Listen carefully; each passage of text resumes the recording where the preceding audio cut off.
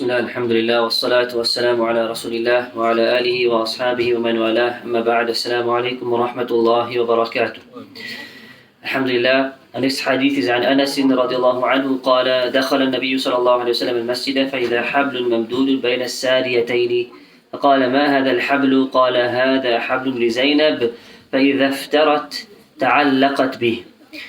Rasulullah sallallahu alayhi wasallam, he entered the masjid one day and he found a rope that was tied between two pillars. He found a rope that was tied between two pillars. And he said, what is this? What is this tied? What is this rope that is tied here? They said, this rope is for Zainab. When she becomes tired, she holds on to it. So the Prophet sallallahu alayhi wasallam, he said, Hullu, untie the rope. ليصلي أحدكم نشاطه فإذا فتر فليرقد متفق عليه. He then said, untie the rope.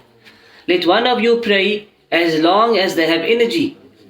And when they become tired, then let them rest. And the hadith is in Bukhari and Muslim. So this hadith proves a number of things. Number one, that the Prophet ﷺ's wife Zainab, she would enter the masjid and pray salah, nawafil salah. So it's permissible for women to pray in the masjid on condition that there's no fitna, there's no men around, there's no men looking at her and so forth. So she would pray in the masjid at a time when there was no men, and she would have a rope between two pillars. While she prayed many nawafil prayers, when she became tired, she used to hold on to the rope. So the Prophet ﷺ says, undo the rope, and a person should pray as long as he has energy. When he becomes tired, he should rest. He should not be praying when he's exhausted. And this is our chapter. Our chapter is about being moderate in matters of worship, not being excessive or extreme. The next hadith is from Aisha radiallahu anha, that Rasulullah sallallahu alayhi wasallam, he said, إِذَا نَعَسَ أَحَدُكُمْ وَهُوَ يُصَلِّي فَلْيَرْقُدْ حَتَّى يَذْهَبَ عَنْهُ النَّوْمِ. If one of you feels drowsy whilst he is praying, he feels sleepy, he starts to doze off and he's making salah, then let him rest or sit down or even lay down until that sleepiness goes away. فَإِنَّ أَحَدَكُمْ إِذَا صَلَّى وَهُوَ نَاعِسٌ لَا يَدْرِي. For he says someone might be praying and he's exhausted, he's sleepy, and he will not understand or be aware of what he is saying. And so it could be, he says, لَعَلَّهُ يَذْهَبُ يَسْتَغْفِرْ فَيَسُبُّ نَفْسَهُ. Perhaps he intends to ask Allah for forgiveness, but he ends up cursing himself. For example, he wants to say, Allahumma ghfirli, and he ends up saying, oh Allah, do not forgive me. Rabbi la taghfirli. Out of tiredness.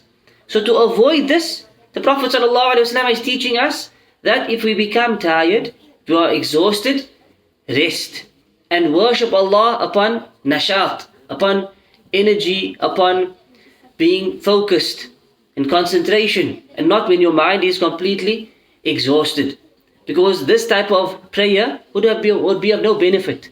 And a person might end up saying things that are haram, might end up switching up words and so forth, reciting the Quran incorrectly. Why? Because of tiredness. So to avoid this is not what Islam wants.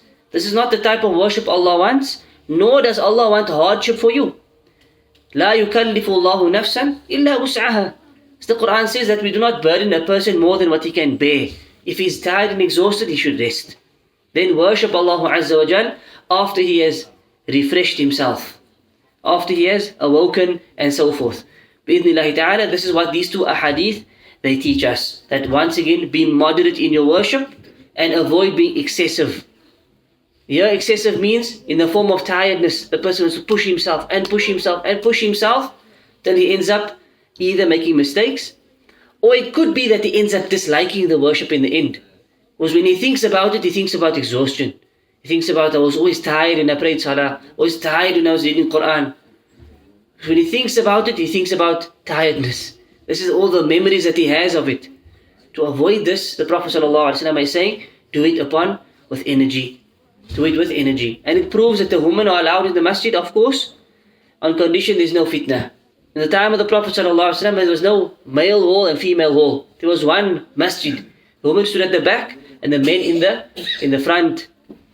But of course they avoided any form of fitan and intermingling and so forth.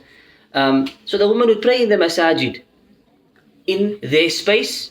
And in this hadith it mentions about the rope that she used. The Prophet ﷺ was not for this. Why? Because if you're tired, relax. You shouldn't be hanging on a rope praying salah, and Allah knows best. وصلى الله على نبينا محمد وعلى آله وصحبه أجمعين. سبحانك اللهم وبحمدك أشهد أن لا إله إلا أنت أستغفرك وأتوب إليك. والسلام عليكم ورحمة الله وبركاته.